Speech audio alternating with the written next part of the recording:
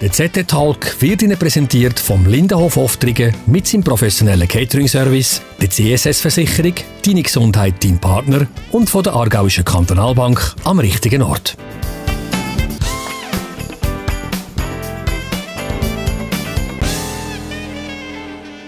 Ende Oktober wird Zofingen wieder zur Literaturhochburg im Mittelland. Vom 29. bis 31. Oktober findet wieder die Literaturtag Zofingen statt. Herzlich willkommen zu dem ZT Talk. Bei mir sind heute 3 Frauen, die mit dafür verantwortlich sind, das kulturelle Highlight hier in Zofingen zu veranstalten. Ein Event, das weit über die Region ausstrahlt.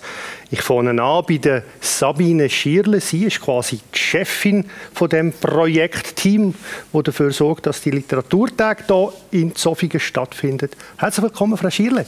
Grüezi, Herr Pfister. Und das ist auf der anderen Seite Julia Knapp, das zweite Mal bei uns im Talk. Sie ist Programmleiterin, also dafür verantwortlich, dass Bücher und Autoren ausgewählt werden. Herzlich willkommen bei uns zum zweiten Mal, Frau Knapp. Danke für die Einladung. Und das ist Calliope Kenzig. Last but not least, sie sorgt für das ganze Setting rundherum, für die Räume, für das Catering. Herzlich willkommen, Frau Kenzig. Danke für die Einladung, Herr Pfister. Frau Schierle, die Literaturtage hier in Zofingen, die leben ja von einer einfachen, aber brillanten Idee. Also man steigt quasi auf einen Frankfurt-Zug auf, lässt Autoren ein, die in Frankfurt an der Buchmesse sind, hier nach Zofingen. Das wird jetzt zum zweiten Mal schon verhindert, nämlich durch die Pandemie. Zum zweiten Mal liegt der Fokus auf Schweizer Bücher und nicht auf einem Gastland wie Kanada. Verändert das jetzt die Literaturtage nachhaltig? Oder geht man nächstes Jahr so schnell wie möglich zum alten Konzept zurück? Ich denke, es ist eine Veränderung, die eigentlich aus unserer Sicht positiv ist. Das haben wir letztes Jahr festgestellt. Wir hatten viele Besucher. Wir tendieren wieder zum Alten zurückzugehen, aber nicht so schnell als möglich, sondern weil es einfach ein gutes Konzept ist und weil wir eigentlich den Schweizern oder den Zofingern fremde Länder, fremde Kulturen, Literaturen nahebringen wollen. Und wie geht es besser, wenn jedes Jahr ein anderes kommt und Frankfurt ein bisschen die Vorarbeit macht? Aus Schweizer Sicht kann man sich ja eben irgendwie fast ein bisschen daran gewöhnen. Es ist eine Bühne, ein zusätzliches Event für Schweizer Literatur. Also die werden das vielleicht ein bisschen vermissen. Ja, aber Sie müssen nicht ganz traurig sein, weil wir hatten ja immer Schweizer Literatur in Verbindung mit dem jeweiligen Gastland vor Ort. Also wir haben immer geguckt, was passt dazu. Gibt es Widersprüche, gibt es Gemeinsamkeiten? Und das werden wir auch im nächsten Jahr wieder so machen, so denn Spanien kommt. Genau. Sind Sie schon in Kontakt mit Frankfurt für das 2022? Also wie weit ist man da schon fortgeschritten jetzt? Mehr als ein Jahr vorher? Also wir sind eigentlich immer in Kontakt mit Frankfurt und wir hatten eigentlich schon vor der Pandemie erste Kontakte mit Spanien. Also wir legen da unser Programm vor und unsere Visitenkarten und jetzt ist es natürlich, jetzt ist das auf Eis und jetzt gehen wir wieder nach Frankfurt und nehmen den Kontakt wieder auf und das ist ein relativ kurzfristiges Geschäft, wenn ich das mal so sagen darf. Ein Jahr vorher beginnen die ganzen nicht vertraglichen Sachen, aber das, was Bücherübersetzungen und so angeht und da sind wir eigentlich immer gut in der Zeit. Also. Jetzt denke ich, Zürich und Frankfurt zum Beispiel kommt man in Spanien. Jetzt kommen Sie zu diesen Autoren und versuchen, die nach Zofingen zu bringen. Zofingen kommen vermutlich wohl eher nicht in Spanien, oder täuscht das? In Spanien vielleicht nicht, aber die für uns relevanten Verleger, Verlagshäuser oder auch eben Frankfurter Buchmesse, die kennen uns und die wissen eigentlich, dass wir da sind und finden das ein gutes Modell, dass sie nach Frankfurt noch einen weiteren Event in Zofingen haben. Und das läuft dann eigentlich nicht über das Gastland, sondern eigentlich immer über die Deutsche, über Frankfurt, über die Verleger. Und das funktioniert also Sie müssen gar nicht so stark Zofingen verkaufen, sondern das läuft ein bisschen weit wie von selber. Also jetzt läuft es ein bisschen so, aber am Anfang war es harte Arbeit. Also wir sind dann halt hin mit unserem Programm, haben das gezeigt, relativ frühzeitig und haben so ein bisschen Beispiel natürlich für Zofingen geschwärmt und ihnen das nahegebracht. Und dann sind es die Rückmeldungen nachher der anderen auch, die das Positive weitertragen. Je nach Land gibt es möglicherweise auch besondere Herausforderungen dann bei der Organisation? Oder ist das genau. Nein, das ist effektiv so. Indonesien zum Beispiel war sehr, sehr politisch. Also wenn der kommt, komme ich nicht. Und das geht nicht. Oder die Autoren werden sehr kurzfristig angesagt, anberaumt. Ja, das ist definitiv so. Was bleibt so bei den Autoren, Autorinnen, die da sind, zurück von Zofingen? Was bleibt denn in Erinnerung? Eigentlich immer schön, positiv. Also ich würde es jetzt nicht gerade als herzig bezeichnen, aber es ist so, es ist gemütlich. Es ist ein sehr, sehr guter Ausklang zu der hektischen Zeit vorher in Frankfurt. Das ist es. Frau Knapp, Sie haben das letzte Jahr die Programmleitung übernommen. Also es war wirklich der erste Event in dieser Pandemie. Haben Sie müssen oder dürfen übernehmen.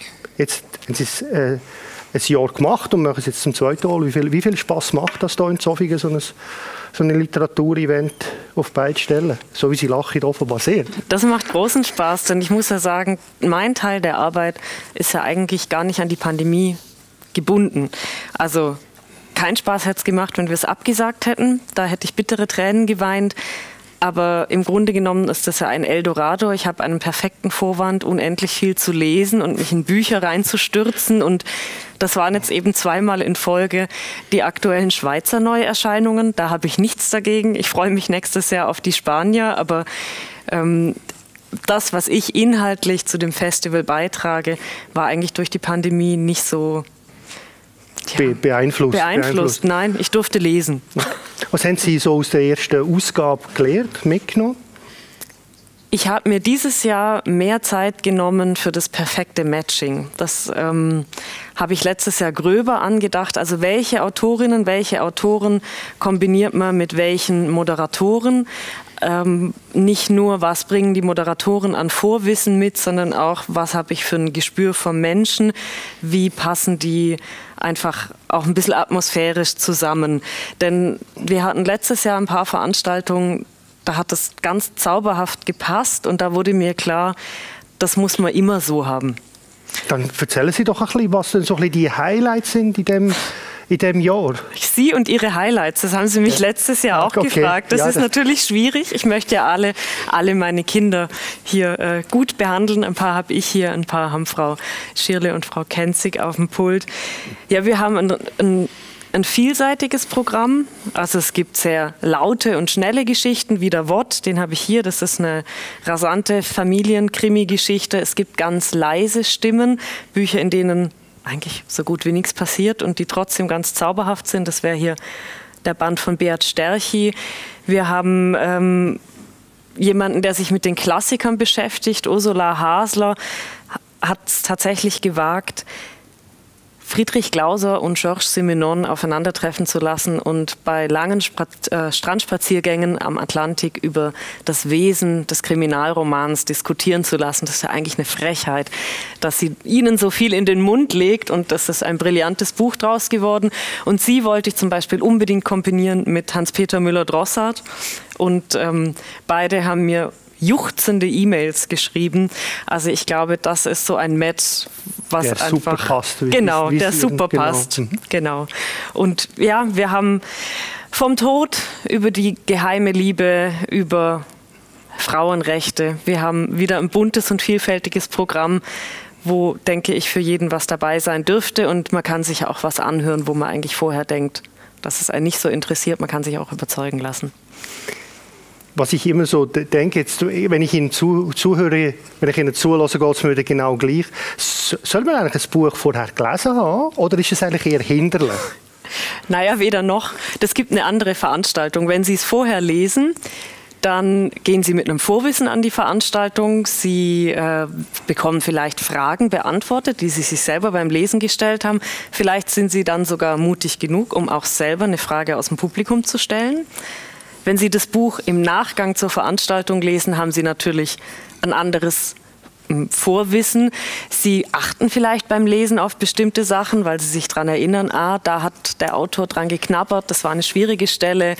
oder weil Ihnen aus dem Gespräch was besonders hängen geblieben ist. Also ich glaube, es hat beides. Wie machen Sie es denn, wenn Sie so Veranstaltungen besuchen, Frau Knapp? Also wenn ich an eine Veranstaltung gehe, schaffe ich selten wegzugehen, ohne am Büchertisch zugeschlagen zu haben. Das muss ich tatsächlich gestehen. Und dann habe ich aber auch beim Lesen die Stimme vom Autor im Kopf. Also das ist was bei mir der Effekt ist, wenn ich dann gehört habe, wie jemand liest, dann liest der oder diejenige mir im Kopf das ganze Buch vor. So jetzt als professionelle Leserin nimmt mich Wunder, an der Literatur gibt es ja ein Streitgespräch über was gute Schreibe ausmacht. Es gibt ganz viele Workshops zu kreativem Schreiben. Frau Knapp, was macht ein richtig gutes Buch aus? Das ist natürlich eine Fangfrage. Also vielleicht sind es 5 Sachen und vielleicht müssen gar nicht alle 5 auf einmal zutreffen, aber doch 4. 4 auf jeden Fall. Also es muss mich fesseln. Nicht unbedingt, weil die Geschichte so spannend ist. Es muss es schaffen, dass ich die Welt um mich herum ausblende, dass mir die Suppe auf dem Herd einbrennt, dass ich es nicht mitbekomme, wenn jemand was von mir möchte. Das Ganze muss für mich in einer schönen Sprache stattfinden, die selber noch was transportiert, die mich irgendwo beflügelt. Es muss mich auch überraschen. Bücher, bei denen ich das Handwerkszeug vom Autor schon quasi durch die Seiten schimmern sehe und genau weiß, welches Register zieht er jetzt als nächstes. Die sind dann zwar sauber gemacht, aber das ist doch recht langweilig. Und ich möchte auch nicht, dass mir alles erklärt wird. Also ein Buch muss mir auch Platz lassen für mich als Leser. Ich bin eine mündige Leserin und ich will nicht erklärt bekommen, warum geht es dem jetzt so und so, sondern ich kann ja auch selber mich reinfühlen und reindenken. Und irgendwas muss es mit mir zu tun haben. Das haben sich ganz viele Verlage auf die Fahne geschrieben, die ganzen Regionalkrimis. Ne? In der Eifel gibt es ja kein Dorf mehr, wo kein Regionalkrimi spielt. Dachten, sie könnten das so adaptieren, hat in meiner Lesart nicht so gut geklappt. Es muss was mit mir zu tun haben und das ist eben, je schlechter das Buch, umso mehr muss es mit mir zu tun haben. Also der Regionalkrimi, der kann vielleicht sehr rotzig geschrieben sein und es funktioniert trotzdem, aber bei einem richtig guten Buch, dann reicht die Übereinstimmung, da wird von einem Mensch erzählt und ich bin auch einer. Das ist das letzte Buch, das Sie gar nicht mehr können aufhören lesen, Schlaflose Nacht? Das war Ein wenig Leben. Vor dem habe ich mich lange gescheut. Es ist ein sehr hartes Buch mit sehr viel Gewalt, was einen großen Beitrag zur Menschenverständigung beiträgt. Aber man sollte es nicht lesen, wenn man traurig ist. Gut. Frau Kenzi, Sie sorgen dafür, dass die Events im richtigen Rahmen stattfinden, am richtigen Ort, das Catering funktioniert. Jetzt letztes Jahr Maskenpflicht, das Jahr Zertifikatspflicht.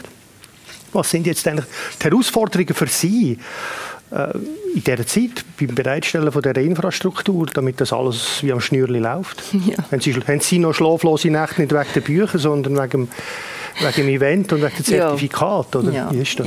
Ich habe schlaflose Nächte. Also alle, die während der Pandemie einen öffentlichen Anlass veranstalten, wissen. Man wird gefordert, man wird wirklich von A bis Z gefordert. Man hat keine Planungssicherheit. Also das heisst, bei mir laufen 2 bis 3 Konzepte parallel, damit sie dann am Tag X auch stattfinden können. Und das sind so 3 Bereiche, die darüber einstimmen müssen. Es ist der ganz grosse Bereich, die Infrastruktur, die Räumlichkeiten. Die müssen gegeben sein. Da haben wir das letzte Jahr ganz kurz noch wechseln. Wir sind mit dem Zentimeter messen, haben gemerkt, das reicht nicht. Und dann haben wir das ganze Haus gezügelt, obwohl das Programm schon gestanden ist. Die Räumlichkeiten sind das eine und dann kommt das Personal. Wir brauchen viel mehr Personal. Also wir haben unser Helferteam können und dürfen müssen vergrössern. Und das ist Ihnen gelungen? Ja, das ist uns gelungen. Danke. Alle tatkräftig mitgeholfen. Und das Ganze soll und muss stattfinden. Wir haben, unser Motto ist klein und fein. Wir sind der Chillout-Raum von Frankfurt. Wir sind der Ort der Begegnungen. Und das hat unbedingt auch stattfinden als letztes Jahr. Und es ist uns gelungen. Und das soll auch dieses Jahr stattfinden, trotz der Einschränkungen Kann man jetzt aber sagen, jetzt haben Sie wahrscheinlich schon mehr Planungssicherheit als letztes Jahr, oder nicht? Weil jetzt können Sie ja sagen, okay, Zertifikat, und das ist einigermaßen klar. Ja, gerade letzte Woche konnte ich sozusagen die Markthalle wieder zurückreservieren, weil wir jetzt den Apero an der Eröffnung im Rathaus selber haben. Ja, jetzt gibt es ein bisschen weniger schlaflos. Was ist eigentlich Ihre Einschätzung? Sie haben sich jetzt viel mit diesem Konzept beschäftigt und wahrscheinlich auch umgeschaut. Die Zertifikatspflicht, schreckt die jetzt möglicherweise die Leute eher ab? Oder sorgt das eher dafür, dass die Leute sagen, ja, das ist eigentlich, da sind wir wieder sicher und das ist eine gute Sache, also dass die Leute eigentlich sogar wieder noch eher kommen? Oder wie schätzen Sie das ein? Ja, das ist eine gute Frage, die haben wir uns auch gestellt. Und ich denke, wir werden nicht einen Einbuss haben an Gästen. Die Leute, die zu uns kommen, wir haben zahlreiche Stammgäste, die freuen sich darauf, die werden sich vorbereiten und mit dem entsprechenden Zertifikat kommen. Dann bin ich auch sicher, die Leute, die die eine oder andere Lesung, die sie packt, wenn sie das Programm lesen, die werden sich auch vorbereiten. Also von dem her gesehen, denke ich, kommen die Leute. Schade wird es vielleicht, nehmen wir an dem Sonntagmorgen regnet es ganz fest. Jemandem ist es langweilig und er denkt, was könnte ich machen? In Zofingen laufen die Literaturtage, er schaut das Programm an, sieht etwas Spannendes, hat leider kein Zertifikat, kann sich auch nicht testen. Diese Leute können wir dann leider nicht begrüßen. Frau Schirli, eine Frage, die mich noch interessiert. Also Sie befeuert jetzt möglicherweise die Pandemie, also was wir in den letzten 1,5 Jahren erlebt haben, die Literaturproduktion, so dass wir in den nächsten Jahren da ganz viele wahnsinnige Sachen sehen, weil eben die Autoren auch viel mehr Zeit hatten, möglicherweise. Oder sie haben viel mehr Themen jetzt durch die Pandemie. Wie schätzen Sie das ein? Also, dass es mehr Literatur gibt, meinen Sie? Oder? Ja, mehr Literatur. Also ich denke schon, dass... auch zum Teil bessere durch die Situation? Also ich denke schon, dass Autoren Zeit hatten. Oder ich denke, wie alle Künstler, die jetzt während der Pandemie nicht auftreten konnten, die hatten... die haben Zeit gehabt, sich was zu überlegen und sind neue Wege gegangen, haben Dinge ausprobiert. Also man sieht ja jetzt bereits auf dem Markt Bücher, die sich irgendwo mit Corona irgendwie, also weiter oder nicht so weit auseinandersetzen. Also da gibt es Dinge und ich denke schon, dass es einen Einfluss hat. Aber es gibt auch welche, die sagen, wir machen so weiter, wobei es ist zu einschneidend, dass es eigentlich keine Auswirkung hat, würde ich sagen. Werden Sie Bücher, die sich mit der Pandemie oder überhaupt mit dem Thema beschäftigt, eher meiden, Frau Knapp? Also ich habe eine gewisse Corona-Müdigkeit, das muss ich gestehen. Ich habe jetzt genug Pandemie in meinem Leben gehabt, aber wie heißt das schön, ein rechter Lump ist schnell verführt. Also wenn einer meiner Lieblingsautoren oder meiner Lieblingsautorinnen jetzt ein Corona-Buch schreibt, dann werde ich das natürlich auch lesen, weil ich doch dann wissen will, ob es jetzt einfach aus einer Not raus entsteht und ein verzwungenes Thema ist oder ob er oder sie einfach auch mit diesem Thema brillant umgeht. Ich denke, das Thema ist in Literatur eigentlich immer untergeordnet. Wenn jemand Corona zum Thema nimmt, kann er daraus was ganz Fesselndes machen oder eben auch was ganz Langweiliges. Zum Schluss müssen Sie sich noch ein bisschen festlegen, Frau Knapp, auf was freuen Sie sich am meisten? Ich weiss, Sie haben alle Ihre Lieblinge, aber Sie wollen niemand zurückstellen. Ich freue mich wahnsinnig. Ich freue mich wahnsinnig auf das Streitgespräch am Sonntagmorgen. Ich glaube, da werden ordentlich die Fetzen fliegen. Wir haben Michelle Minelli dabei, die eben Schreibseminare gibt. Wir haben Philipp Tingler dabei, ein Kritiker, der der Meinung ist, die Literaturinstitute in Biel und in Hildesheim sind quasi eine Ausgeburt der Hölle. Da kommt gar nichts Gutes raus. Wir haben Manfred Papst dabei, NZZ-Kritiker, der irgendwo in der Mitte steht. Und das Ganze moderieren wird Monika Scherer, bekannt aus dem SRF, und ich glaube, dass es da hart zur Sache gehen wird und ich freue mich auf die Auseinandersetzung. Frau Schirle, was freuen Sie sich am meisten? Ich werde die Covers der Bücher angucken und dann entscheiden, welches mich anspricht. Das ist die erste Wahl und dann lasse ich mich wirklich überraschen. Also ich hatte letztes Jahr gedacht, oh meine Güte, dieses Buch war in der Lesung und fand es toll. Und das ist eigentlich das, was mir Spaß macht. Also ich habe nicht gelesen vorher und ich freue mich auf zwei Sachen. Das eine ist die Optik und das andere ist die Lesung. Und dann wähle ich aus. Auch die Frage noch an Sie. Auf Bücher oder aufs Gelingen vom Malers? Ich freue mich ganz fest, dass sich unsere Autorinnen, Moderatorin, unsere Gäste und auch das ganze Team und Helfer einfach sehr wohl fühlen, daheim fühlen. Ich freue mich auf Begegnungen und auf einen gelungenen Anlass und dass sie das nächste Jahr wieder kommen. Sind wir gespannt und ich freue mich auch sehr auf die Literaturtage. Frau Kenzig, Frau Schirle, Frau Knapp, herzlichen Dank, dass Sie bei uns im ZT-Studio waren und ich drücke Ihnen die Daumen, dass das alles wirklich rund läuft mit vielen Leuten. Merci Danke vielmals. Wenn Sie Inspiration brauchen zum Lesen, 29. bis 31. Oktober, Literaturtag Zofingen, es lohnt sich. Bis zum nächsten Mal.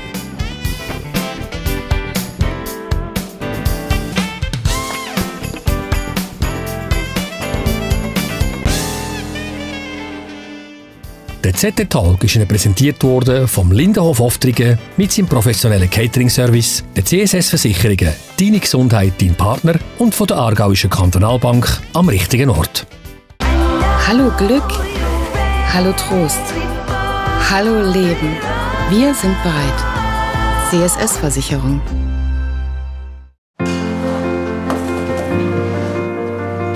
Lindenhof Oftringen.